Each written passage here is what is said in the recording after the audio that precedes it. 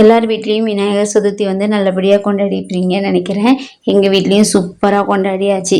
முதல் நாள் 12 மணி வரைக்கும் நல்லா வேலை பார்த்தேன். வீடு க்ளீன் பண்ணுறது, விளக்கு தேய்க்கிறது, அப்புறம் பூவுக்கு வந்து நானே மல்லிகைப்பூ பிச்சிப்பூ எல்லாம் கையிலே கட்டுறது இப்படின்னு சொல்லிட்டு எல்லா வேலையும் பார்த்துட்டு 12:30 வரைக்கும் பார்த்ததுல உடம்பெல்லாம் பெயின், ரொம்ப ஜாயிண்ட் பெயின் ஆகி காய்ச்ச வர மாதிரி இருந்துச்சு. காலையில் சுத்தமாக முடியலை.